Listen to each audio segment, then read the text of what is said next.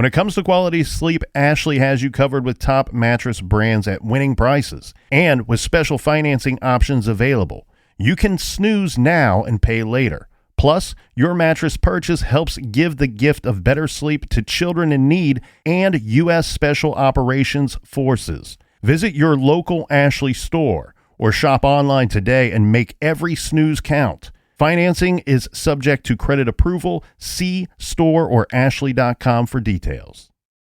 Hey, I'm Travis Kelce, and I'm here to tell you that you can get every touchdown from every game on Sunday afternoons with NFL Red Zone from NFL Network, included in Sports Pack on DirecTV, so you'll never miss a big moment. Hey, we kind of shared a big moment learning about all this great football on DirecTV, didn't we? I know I'll never forget it. Stop compromising. Get DirecTV with or without a satellite when you visit DirecTV.com.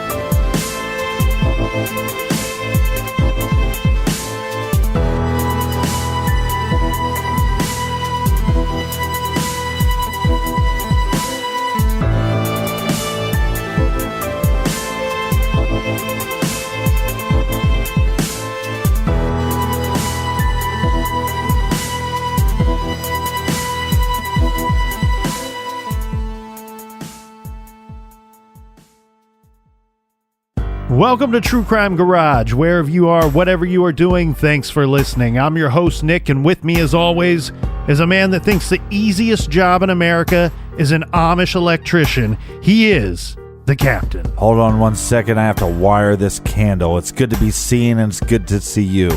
Thanks for listening, and thanks for telling a friend.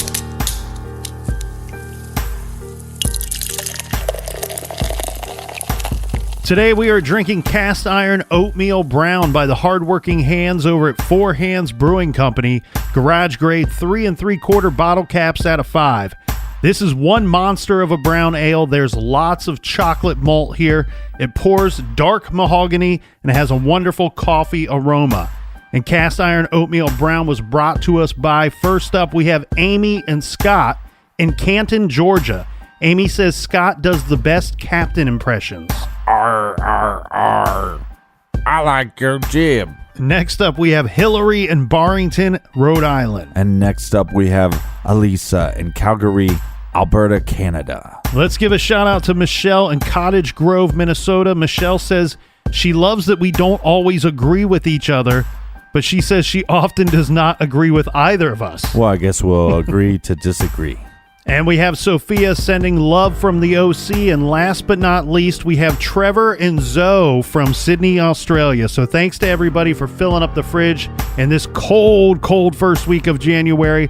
If you want to buy us around for next week's show, go to truecrimegarage.com and click on the donate button. And a little announcement from Parts Unknown. There will be a party to celebrate the Browns' perfect season. So give it up for the Browns. I think Hugh Jackson is jumping in Lake Erie. 0-16, baby. Hey, nothing but up for next year. All right, that's depressing. Everybody gather around, grab a chair, grab a bunch of beers. Let's talk some true crime.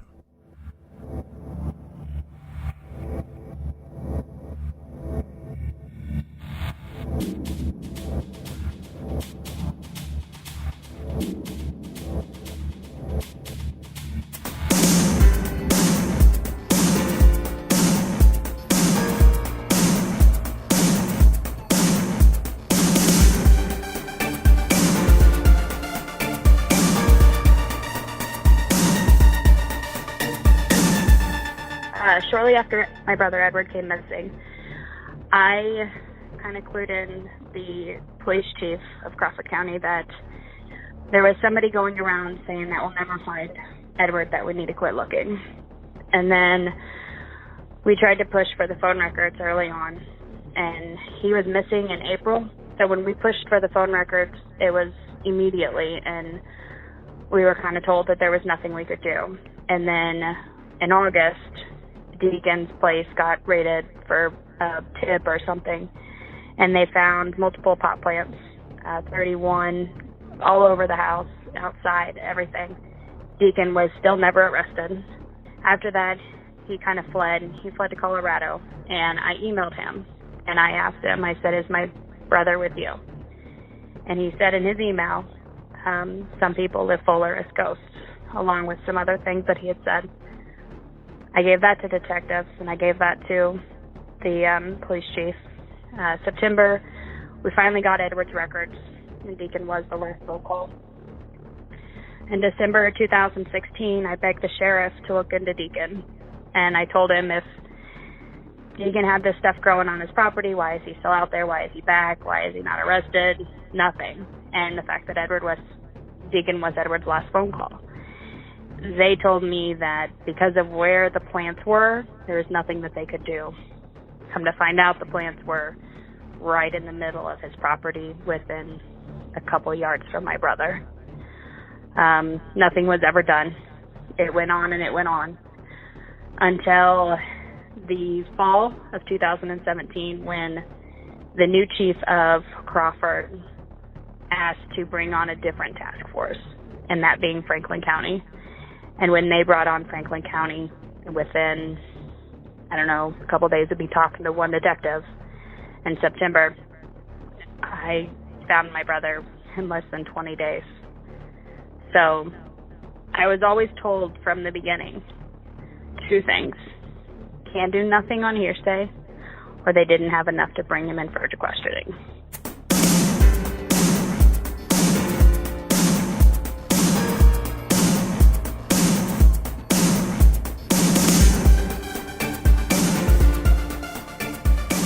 "28-year-old Edward Hillhouse was last seen leaving his sister's house in Bourbon, Missouri, back in April of 2016. Now, we had two local agencies investigating this missing persons case, the local police department and the Crawford County Sheriff's Office.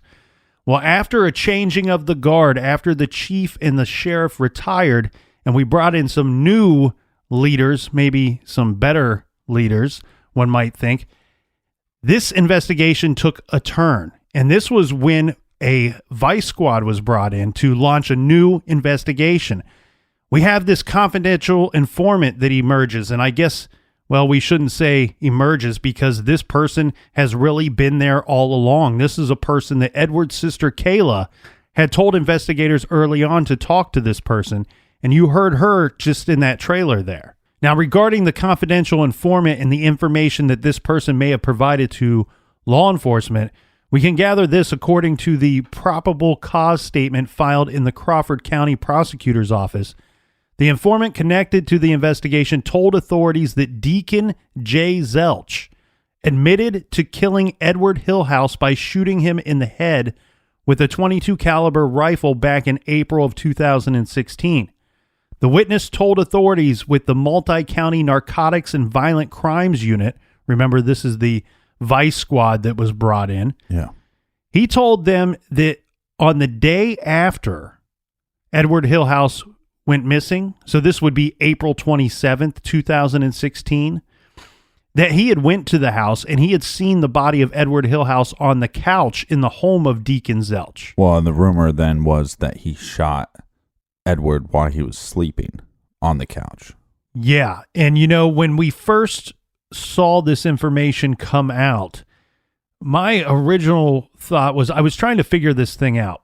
And it was this, was this the type of situation where, because with the mafia, when they have somebody that they want to kill, you will hear them oftentimes say that, well, the best way to do this is you take the person out to a nice dinner. And then you give them a couple drinks, couple glasses of wine, and then you get in the car with them, you put them in the passenger seat, you get a couple guys in the back seat, and you shoot them when they're least expecting it. Right. And I wondered here if this was in fact true. Was this that kind of situation where we have Deacon Zelch, who maybe have, leading up to the murder itself, if he was still acting as the friend of Edward Hillhouse, because it didn't seem, from this rumor, it didn't seem to be like there was any altercation between the two of them. Right. You start questioning what the motive is. Yeah, that they broke out into some kind of fight. Is this something that Deacon had possibly planned for days and just kind of lured him in with using their friendship to put down the guard of Edward Hillhouse. Now, this witness, he says that he saw the body of Edward there on April 27th. The following day, this witness returned to Deacon's home. Right. This time, there's no body.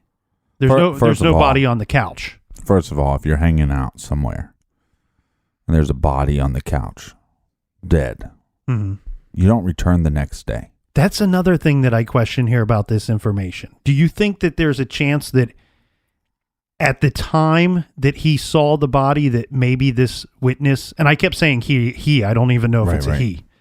I think that's, but I think that's what's implied from what I've heard. Yeah. So do you think that this person may not have known at the time that he was in fact looking at a dead body? Yeah, it's possible.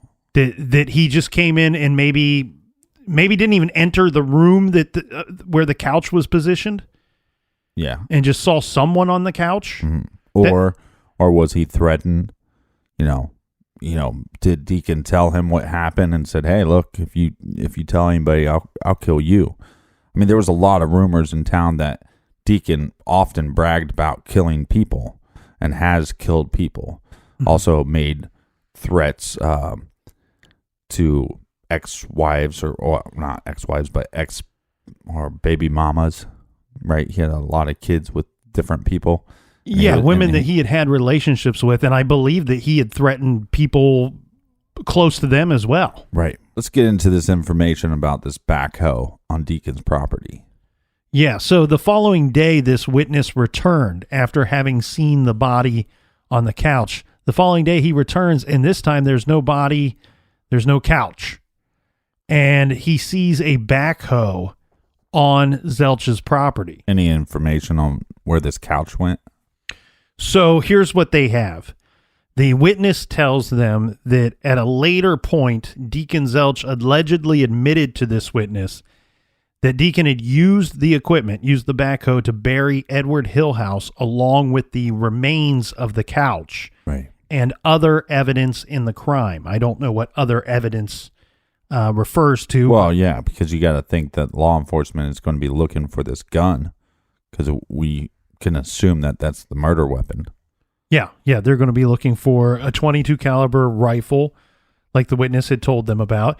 And we spoke earlier about that probable cause statement. Well, they're going to use this new information. The new task force that has taken over this investigation, as you heard Kayla say earlier, they're armed with this new information that they have, and very quickly they're going to get a search warrant to go back and search the property of Deacon Zelch. And this time they're not just there looking for marijuana plants with some volunteer cadaver dog. Right. They're going to go in there and they're going to search this place from top to bottom, and they have this information about this backhoe.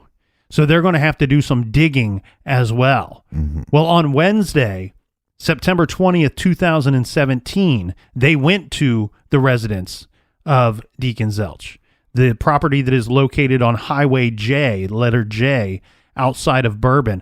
This was, now, here's the thing. When you look at this search warrant, Captain, we see that this is now being called a homicide investigation. Right. Good for law enforcement. Yes. And so now investigators searched the home, and after an extensive search of the property, they dug up and located an unidentified body. They also located a couch. Later, the deceased was positively identified as that of Edward J. Hillhouse, who was 28 years of age when he went missing. A medical examiner ruled that Hillhouse was killed by a single gunshot wound to the head by a small caliber weapon. Yeah. So what do we learn from this? That the informant is telling the truth. Yeah. At least most of it is truth. Yeah, we have evidence backing up this witness's statement. Now, during the investigation and upon the discovery of Edward Hillhouse's body, the person of interest in the death of Hillhouse, well, this is obviously Deacon Zelch. And who is he? He's 40 years of age from Bourbon, Missouri. Well, police issued a warrant for his arrest, and in their pursuit of Deacon, they announced that he is to be considered armed and very dangerous, and he should not be approached by anybody in the public. Well, and if you talk about Deacon's land for a little bit, like what they were searching, I mean, this is a bunch of shacks, right? The way I kind of visualize this is if you've seen True Detective season 1, where they find Nietzsche Man or whatever they call him, similar to that, and because he was living off the land, because Deacon was this, he was this mythical, in his head, he was a mythical godlike creature, and he was living off the land, and he was, a hippie, but at the same time crazy and threatening people's lives and telling people he's killed people and he will kill people again. Yeah, I saw aerial photos or aerial images of the property itself, and it looks to me to be like a ranch, like your typical rectangle shaped ranch. Right. The news referred to it as a rundown dwelling. It didn't look overly rundown to me from the outside, but it probably did so on the inside, would be my guess. But your standards are a little lower than most people. Well, and then what we learned from the from when they collected the marijuana plants that there were two outside structures on this property. There are two, what they refer to as two outbuildings. These could be simply just be sheds or a detached garage. Or what you like to call a mansion. A mansion, yeah. Hey, can we call the show True Crime Mansion? I was like, no, it's a freaking garage, Nick. Wake up. Yeah. The situation is we're doing the show in the garage. Well, once they started looking for Deacon Zelch, it's just a matter of a few days. On September 24th, 2017, Deacon Zelch was arrested at about 1:15 p.m. Now, he's located in Bloomington, Illinois, arrested on the warrant for the alleged murder. Yeah. It sounds like he was taken in without incident. They didn't list any type of altercation with him. But Deacon Zelch's connection to Bloomington is not known, or at least had not been reported. Well, like we said, his father knows law enforcement. Is it possible that he was tipped off? I mean, when they found marijuana plants all over your property, you fled town. So now that they're digging on your property, it's likely that he was fleeing town. Yeah, I tend to agree with you. When they found the marijuana plants, it sounds like he took off to Colorado. Right. And then he may have caught wind. Somebody may have called him. Maybe even his father called and said, hey, they're digging on your property. Yeah, I mean, maybe he caught wind or he blew wind. I'm not really for sure. He may not have fled, though. I mean, the arrest report states that he was arrested at a residence in Bloomington, Illinois. It may just be as simple as he went up there and was staying with somebody that he knew. Visit somebody, yeah. And maybe the person wasn't comfortable stating that they know this person who's wanted for murder, so the news is convenient and says, he's arrested without incident, and the connection to Bloomington is unknown. Now, he was later extradited to Missouri, and Deacon Zelch was charged in Crawford County for the marijuana plants, finally charged for that. I mean, you're talking about that thing was 13 months old, and then charged for the murder of Edward Hillhouse as well. Mm-hmm. And he was also charged with armed criminal action. Of course, that's going to be involved with the murder case there. And he is being held at Crawford County Jail on $1,145,000 cash-only bond. That's cold, hard cash. That's what you strap to somebody if you don't ever want them getting out before they can go to trial. Well, I like when law enforcement does this. I mean, a lot of people go, well, what you got to charge him with the marijuana plants for? He's going to be charged with murder. Well, you tack on every charge.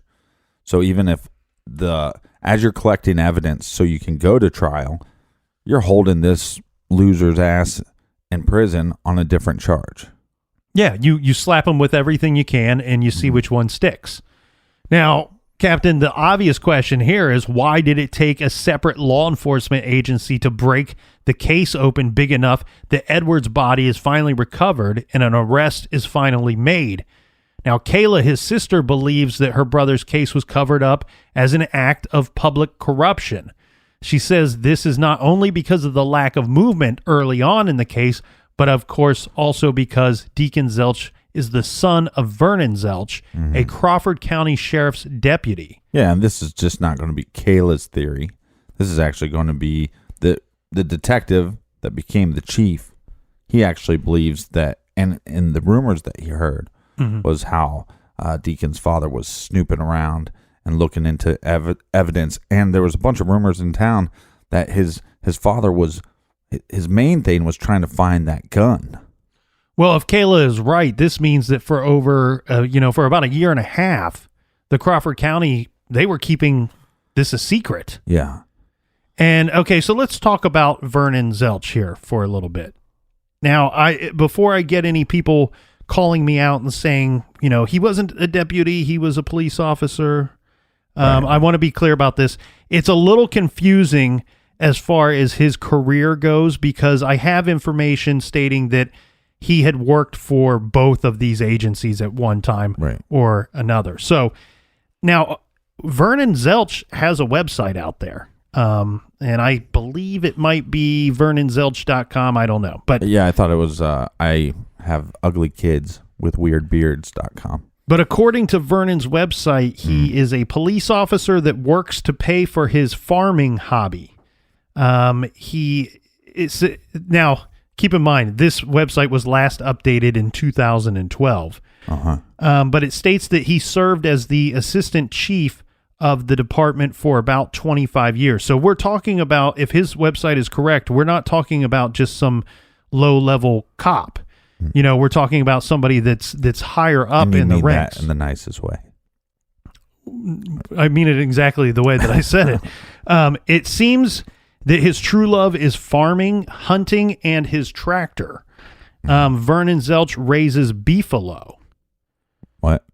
I didn't misspeak there. He raises beefalo. Okay. I have a farm. Okay. You know what I raise? What's that? Slim Jims. There you go. Okay. Well, beefalo is like half cattle, half bison. Okay. It sounds delicious. I raise a thing called a... Let's move on from this. All right. Well, at times he had been a reoccurring guest host on 2 different radio shows. And I don't know if this is still current, but as of 2012, Vernon Zelch had penned a monthly column for the Sullivan Independent News. So this is a person that is well known around town, not only has influence because of his career being in law enforcement, but also has influence as a farmer, as somebody that's a radio personality, as someone that's penning a monthly column in the local news. So this is a guy that has a lot of influence amongst town. But Deacon's not his only son, right? Correct. So we have Deacon Zelch and we have his brother Wyatt Zelch. Yeah. And the two of them could never seem to stay out of trouble. They were, we have this respected lawman, and then we have his troublemaking sons. Yeah, they weren't like the Dukes of Hazzard. Just the good old boys. These were just pieces of shit. Well, always causing some harm. The crazy thing here is that shortly after this case broke, after they recovered the body of Edward and made the arrest on Deacon Zelch. Sorry about Say that pretty quick. Deacon Zelch. 5 times fast. Go. They interviewed Wyatt Zelch, the brother, and he had just been recently released from prison. He did a stint there for drugs and theft. Right. And his interview, and I know you've seen this, Captain, it's strange, to put it politely. He's outside and he's smoking a cigarette and he's talking about his family. Right. And the big question, like we were talking about before, is what the hell is his motive? What the hell is Deacon's motive? I mean, it seems like everybody, even Edward's sister, says, look, these were friends, Yeah. And yeah, Deacon's this horrible dude, but Edward's at least his friend. So what's his motivation? And so that's what they're asking Deacon's brother. Yeah, and Wyatt basically says, we're all lunatics. Everyone, every last one of us, the whole goddamn family. Right. We're all lunatics. And he says this, he said it's the person you don't see is the Dr. and Jekyll and Mr. Hyde persona. And he says that his father has that, his brother, he has that. His sisters, his mother, the whole family, he The says, whole damn family are not nice people. We were not raised to be nice. We were raised to be mean and hateful people. He also told reporters that he has no doubt that Deacon killed Edward. He also stated when talking about Deacon that he didn't know if there was any good left in Deacon, and he thought that that probably was lost and had lost that a long time ago. Yeah.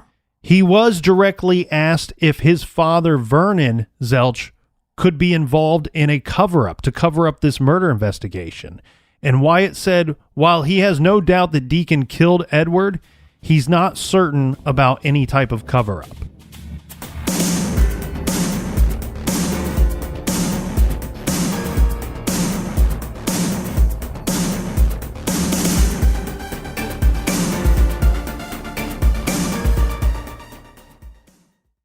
This show is sponsored by BetterHelp. Do you look forward to the holidays? Maybe you struggle with seasonal blues. This time of year can be a lot, and it's natural to feel some sadness or even anxiety about it. But adding something new and positive to your life can counteract some of those feelings. Therapy can be a bright spot, something to look forward to make you feel grounded, and to give you the tools to manage everything going on. If you're thinking of starting therapy, give BetterHelp a try. It's entirely online, designed to be convenient, flexible, and suited to your schedule. Just fill out a brief questionnaire to get matched with a licensed therapist and switch therapists at any time for no additional charge. Find your bright spot this season with BetterHelp. Visit BetterHelp.com/garage today to get 10% off your first month. That's BetterHelp, HELP.com/garage. Dreaming of overseas adventures or connecting more deeply with family from afar? Rosetta Stone bridges the language gap. I've tried others, but Rosetta Stone's immersive lessons and voice feedback technology are game changers. Dive into 25 languages by learning intuitively, just like when you were a kid. And here's the holiday sparkle. Grab a lifetime membership now and save 50%. Gift yourself the world. Head to rosettastone.com now and save 50%. Hey, I'm Travis Kelce, and I'm here to tell you that you can get every touchdown from every game on Sunday afternoons with NFL Red Zone from NFL Network, included in Sports Pack on DirecTV, so you'll never miss a big moment. Hey, we kind of shared a big moment learning about all this great football on DirecTV, didn't we? I know I'll never forget it. Stop compromising. Get DirecTV with or without a satellite when you visit DirecTV.com.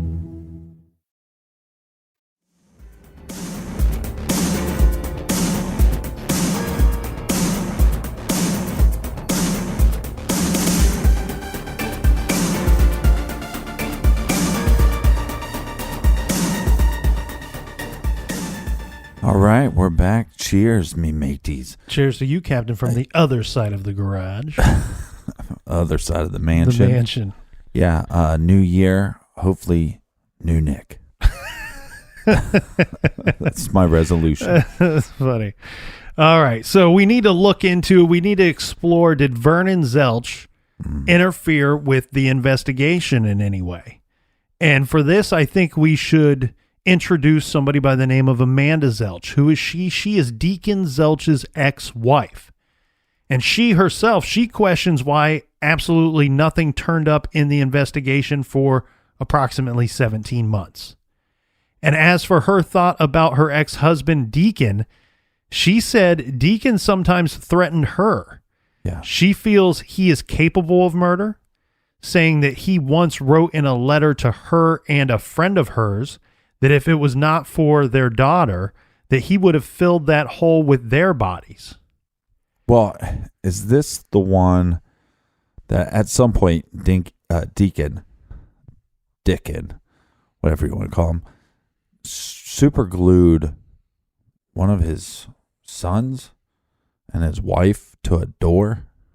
I don't have any knowledge of that happening. That was a rumor that I heard. That he had super glued the son and his ex-wife to a door. Yeah.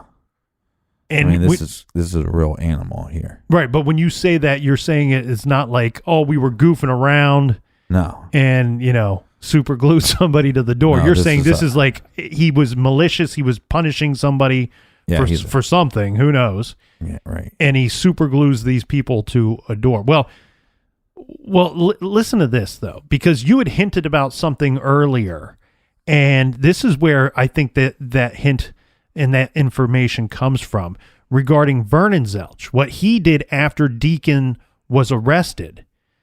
Amanda said that she found this strange, of course, and I think anybody would find this strange.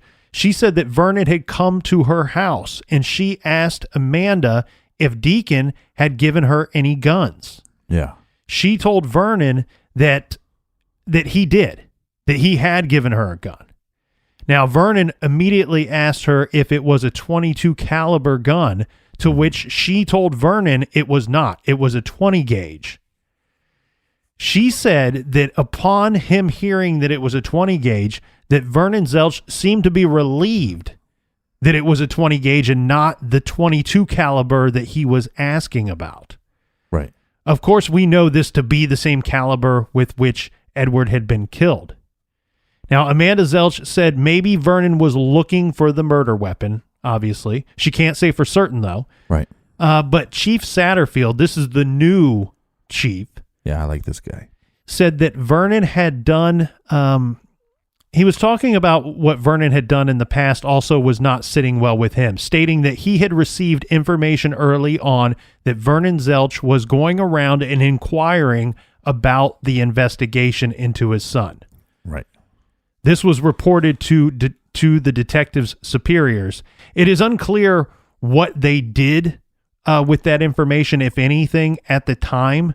But it seems like the new chief is handling that information appropriately. Well, let me let's pose this question, right? Right.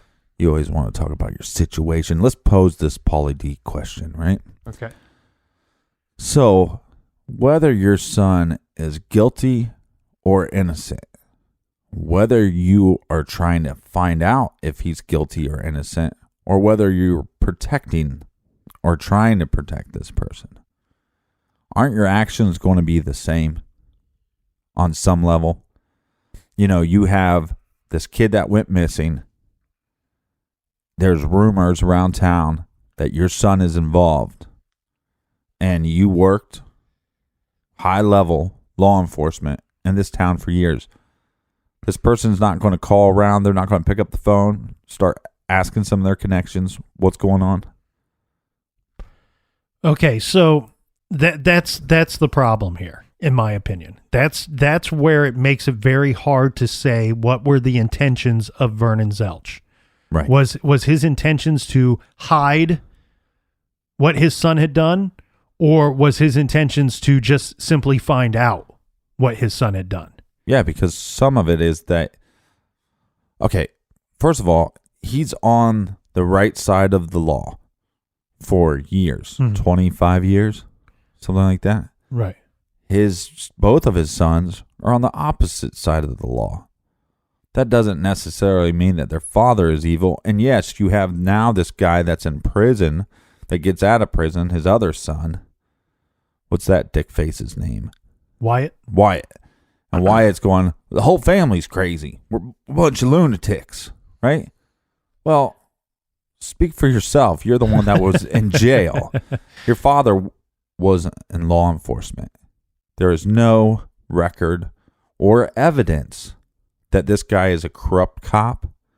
There's no, as far as I could tell, this guy has served and protected his community. And again, maybe there's some rumors that he was a shady cop. I don't know. I just couldn't find those.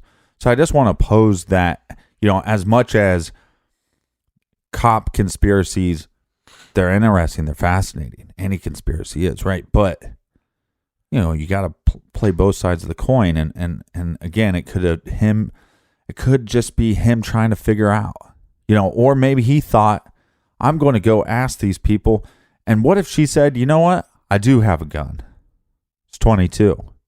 And what if he took that gun and he turned it over to law enforcement? Yeah. Then we wouldn't be badmouth. And that's all I'm saying. I'm glad you brought that up because, okay, so there's only a few news articles on this. There's only a few people that covered this case. And one of them, and I won't mention who it is, but one of them, when they tell the story, they say that they don't say this, but they tell it in a way that seems like Vernon, Deacon's father, was asking about the gun, the .22 caliber gun, before they even found Edward Hillhouse. Right. And when I saw that and that report, I was like, oh my God, they need to get internal affairs in there right away and investigate this guy, because he's up to no good. He's trying to cover up a murder committed by his son. And then when I looked at other accounts of this story, and these are the ones that I believe, both of these ones say that after Deacon was arrested is when he went to his ex daughter-in-law's house. Right. And inquired about the gun, which would make more sense, because when you think about that, maybe is it not the perfect thing to do? Right. It's not. He probably should have been escorted by somebody or told officers where to go and what to ask. That would have been a little more kosher, in my opinion. Yeah, However, but hear me out. It doesn't matter if it's before or after, because if it's before. Yes, it does. Hold on. Let me explain to you why. Okay.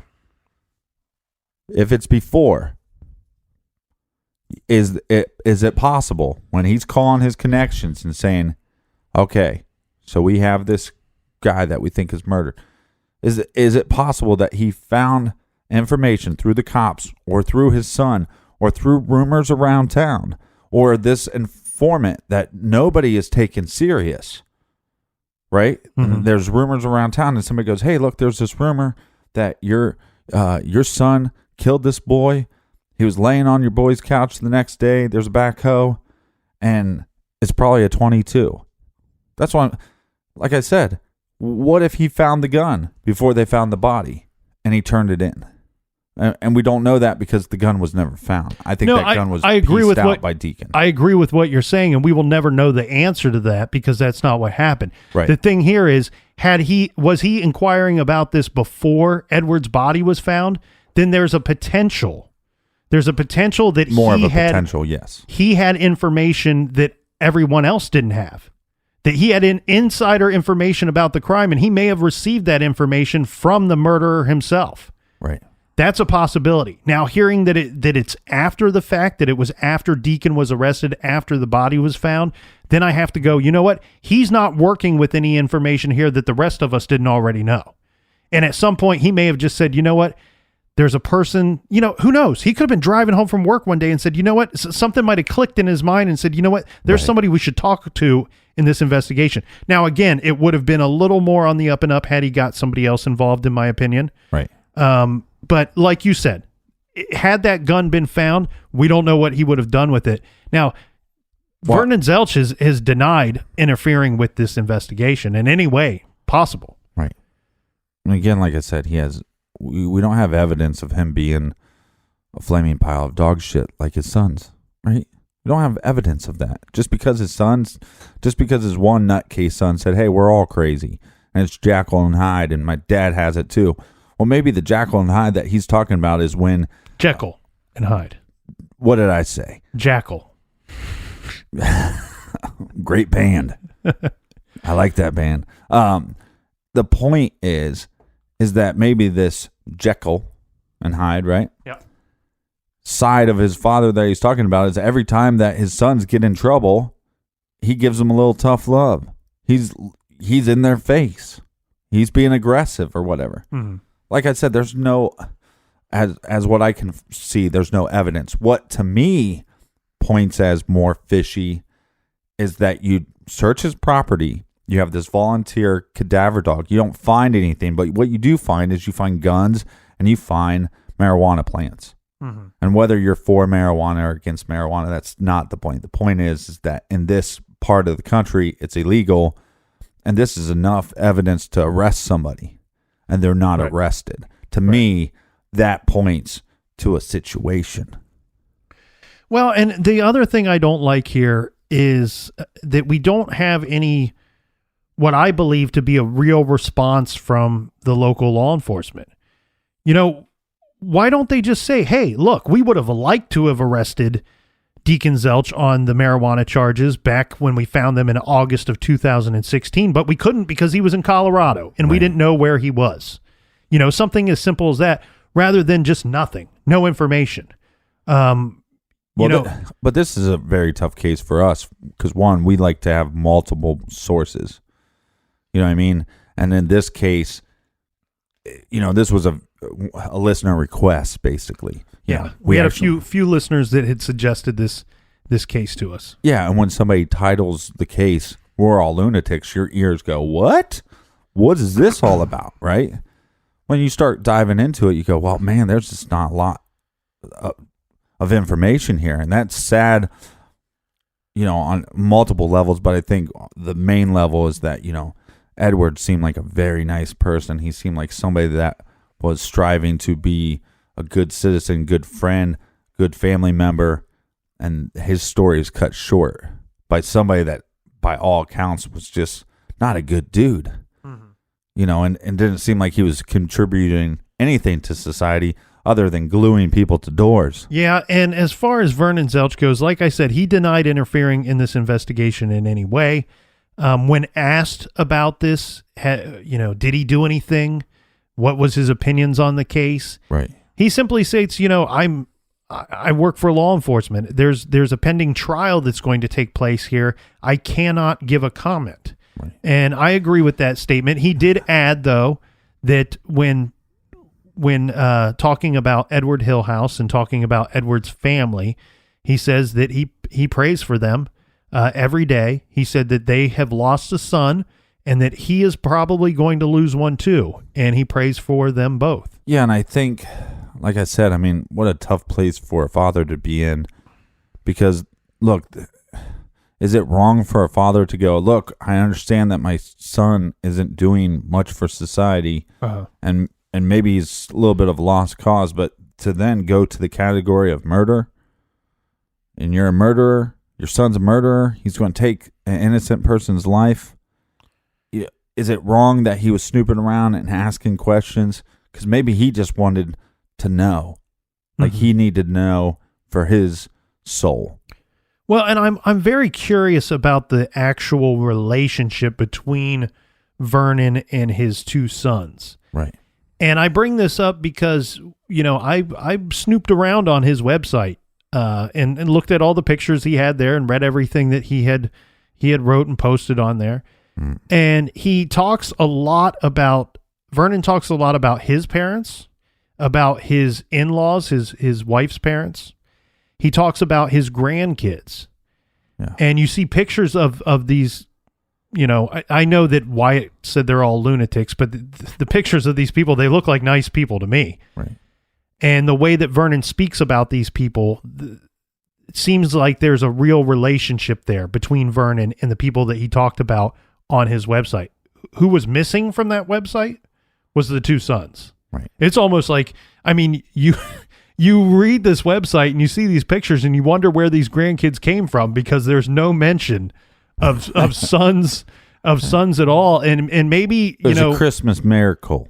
Yeah. Babies on the doorstep, but and then we talk about Wyatt makes reference to his sisters. There's no mention of the sisters either. So maybe that's just something he didn't include on his website, or maybe there's no relationship there. Now, well, and look, you could be a very good cop and be a bad father. You could, yeah. And that happens all the time. It's like teachers. You know, my sister's a teacher, and you know, she always says, you know, the thing that she feels bad about is she gives so much attention and love to these 30-some kids every day. And then when she gets home, sometimes she's just exhausted. Mm-hmm. And so she feels like sometimes she's a little neglectful to her children. You know, so you see this all the time, you know, where maybe he's like, and also cops, especially in these small towns, might be working way too many hours and way too much overtime, and they're just not there. And then they feel some inner guilt or some responsibility that maybe if they spent a little more time, that maybe if they played a little more catch, right? Maybe if they checked the homework a little more, that their kid isn't going to grow up and glue people to doors, well, and shoot people. The other thing, though, too, is if And I don't know if he's a good cop or a bad cop. I really have no proof of this either way. But let's say if Vernon Zelch is a good cop, well, then he might want to distance himself from his law-breaking sons. Right. You know, this could be very embarrassing on several levels. It's heartbreaking as a father, but as a police officer, it's embarrassing. Yeah. And, okay, so here's one thing that I do want to mention, and I heard this put better years ago than what I'll probably put it now, but I know a police officer, very good cop who's had a great career in law enforcement, and he has a son that has broken the law several times and has been rather embarrassing, let's say, to his father. And this man, I've seen him on more than one occasion. You can tell that there's inner turmoil there for him, that he questions himself as a father and as a man for having a son that breaks the law when he is in fact somebody working in law enforcement. Right. And somebody else told this man, even the best mechanic in town, his car breaks down on the highway sometimes. Yeah. Good analogy. I like that. And I think means something. That should mean something. I know that to this man, it made him feel better about his situation. That could just be the situation that we have here with Vernon Zelch. Now, before we move on from the Zelch family too much, we did talk about Deacon's ex-wife, Amanda. Yeah. I want to make sure that I include this before we move on from her. When she spoke to reporters, not only did she say that she believed Deacon is capable of murder and passed along those threats that he had made to her and some of her friends, she also passed this along saying that Deacon had sent her a letter in September of 2016, so 1 year before they found the body of Edward Hillhouse. And in this letter, Deacon had wrote cryptically of what lies below the fields of my favorite back roads, and of people feeding his gardens. So once again, we see these weird tellings where he's almost telling people that he's killed and buried somebody. He did this with Edward's sister, Kayla, as well. It was this weird, cryptic. Again, though, I mean, this guy thought he was some godlike character, so it's a real piece of work. Now, when I did get the chance to speak with Kayla, and we were talking about the Vernon's relationship with his sons, Kayla had an opinion on this, and her opinion was that Deacon was the quote-unquote favorite son, that Vernon had protected him, that he was kind of always a bad guy. He was always kind of involved in wrong things, and it is of her belief that Vernon has kept Deacon out of trouble. And when I asked her regarding, well, what about Wyatt? He's known to have gone to prison for drugs and for theft. Right. And she said that the relationship was not the same with Vernon and Wyatt, that if Wyatt got in trouble, Wyatt had to take the punishment for whatever he did. Now, we said Kayla had done everything in her power to help find her brother, to help the investigation, as she has publicly stated that, in her opinion, the facts are this. It's as simple as this. A deputy's son killed her brother, and she feels like it was a cover-up. She told reporters she wants anyone who may have withheld justice to be held accountable, and she is grateful to the Franklin County for that squad, for that unit, for getting involved and finally potentially solving this case. Now, some officers, including the former Bourbon police chief, argued that they did make some attempts to find her brother, that they did make attempts to find Edward, giving the example of the cadaver dogs that were used to search the property. The thing here, though, Captain, is it's very unclear to what may have motivated this murder. To me, it looks like we have a guy that's extremely guilty. Deacon Zelch, we have a witness putting the body in his residence, and then it's later located on his property. I see no question of guilt here in my mind. The question I have is, what the heck is the motive? Yeah, so the hearsay in this story is this is kind of what happened. Okay. And like I said, this is hearsay. They're going to try to prove some of this in court.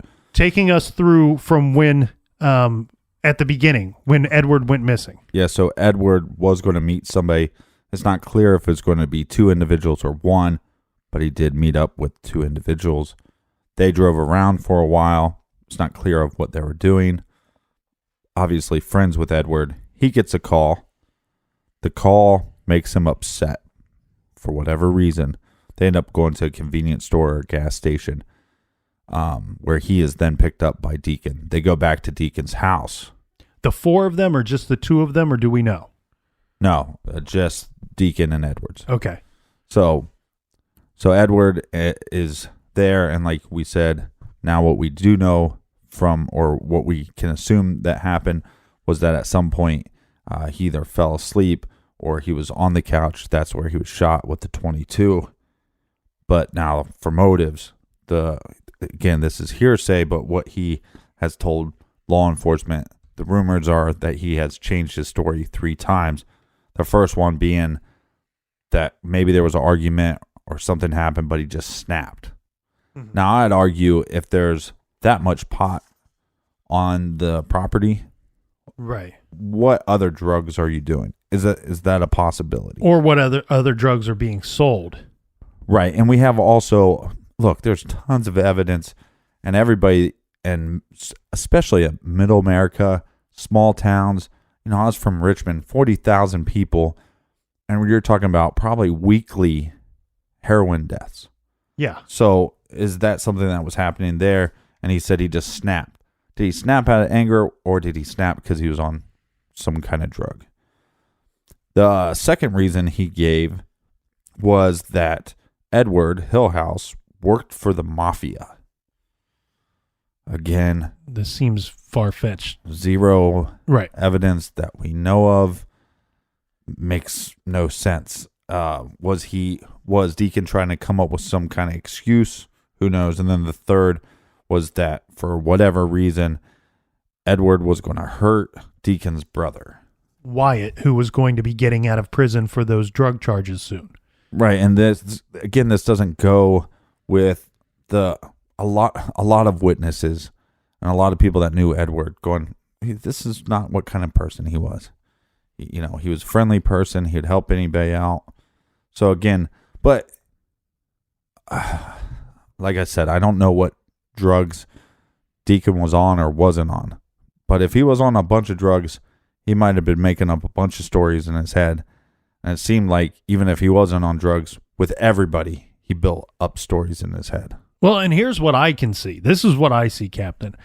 When I talk about Edward Hillhouse, I see a young man that looks to me like he was trying to move on with his life. He was trying to move forward.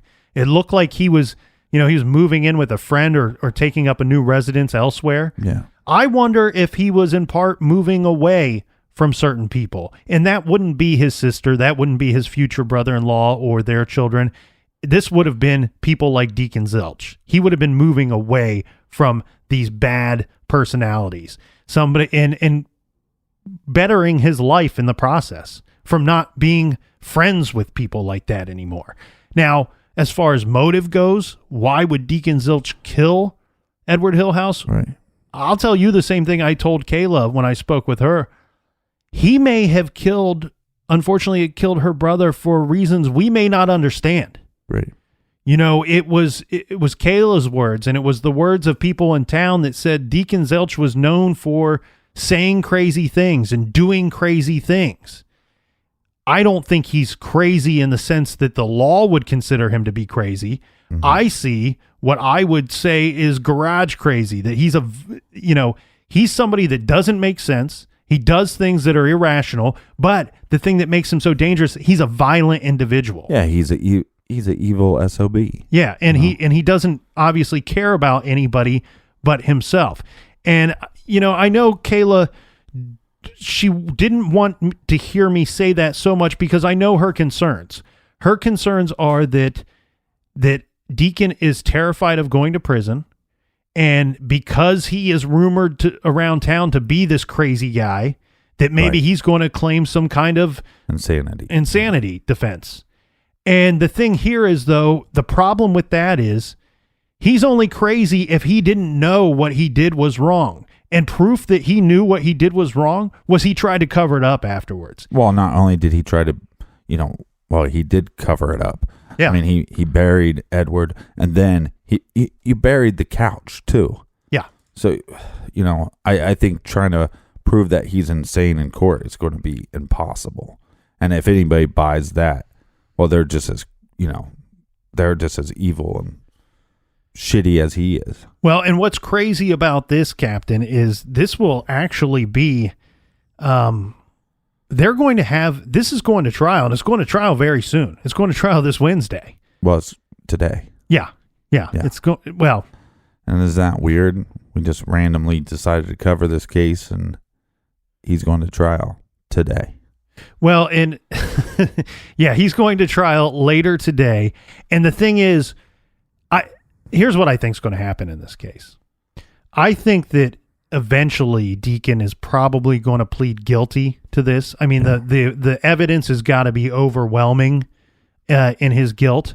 I don't know if it will happen today. He'll probably push for a continuance to try to maybe form some kind of case, build some kind of case. Yeah. I don't think there's any defense out there for this guy. He's probably going to try to plead guilty to this thing to get a shorter sentence is what I think is going to take place. Right. But the thing here is that it's because of Kayla, it's because of the new detectives, because of the new sheriff, because of the new police chief and Kayla's family, the Hillhouse family.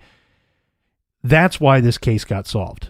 Yeah. And if it had not been for the efforts of Edward's family, I wonder if this would have ever been solved. And then think about how dangerous a person like Deacon Zelch is to be out running around. It doesn't seem so bad when we mention Bourbon, Missouri, a place that most of us have never heard of. Right. But think about a person as dangerous as Deacon Zelch living in your neighborhood. Yeah. Well, like I told her, I mean, I talked to her first, and then you end up talking to her, and what I told her, I said, the key thing that I'd like to reiterate, if you didn't get it, is that you have a sibling that went missing, and how many missing person cases have we covered? And because of his sister not stopping, that she was able to get answers. Mm-hmm. And we're talking about years later, and one of the cops told her after a time passed, well, cold cases normally don't get solved. And It was because of her effort. And you know what? If you have a missing person in your family and you have been trying and you've been knocking on doors and you've been gathering evidence, this is proof that just you need to keep going because you might be able to solve this case.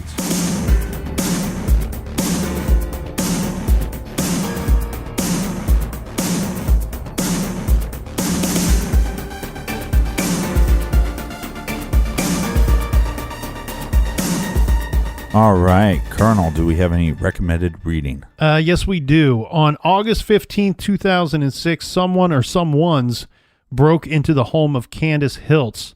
She was murdered. She was shot 6 times with 3 different guns. So, of course, the possibility of maybe even 3 people having committed this horrible, horrible crime. Now, we covered this case back in September of last year. We covered it on September 12th and 13th of last year. Right. Well, Candace Hiltz's birthday would have been last year just before Christmas. And around that time, I was able to speak with Candace's sister-in-law. This is Heather Hiltz.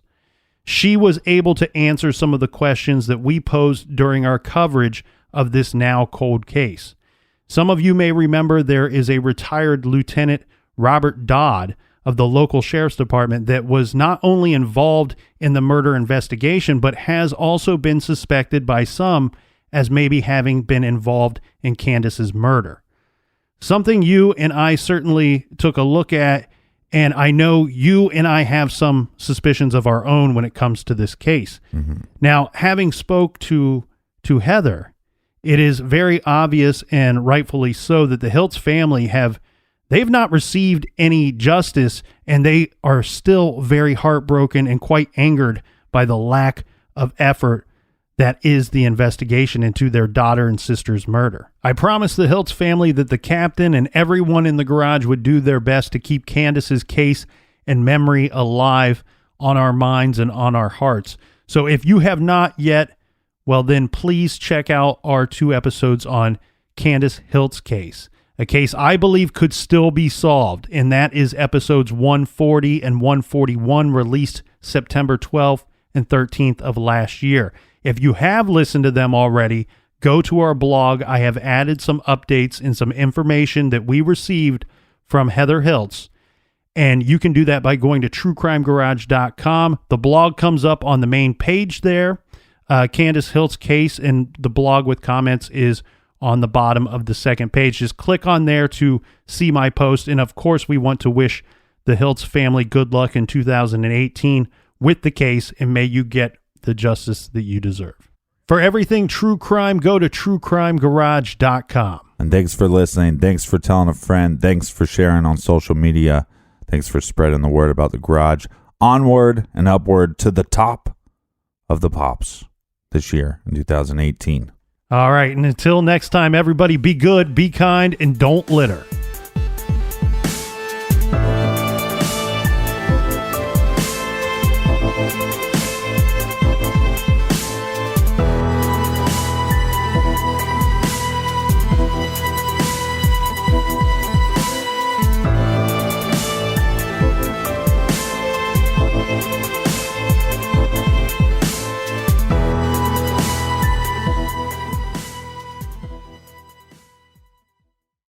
Hey, I'm Travis Kelce, and I'm here to tell you that you can get every touchdown from every game on Sunday afternoons with NFL Red Zone from NFL Network, included in Sports Pack on DirecTV, so you'll never miss a big moment. Hey, we kind of shared a big moment learning about all this great football on DirecTV, didn't we? I know I'll never forget it. Stop compromising. Get DirecTV with or without a satellite when you visit DirecTV.com.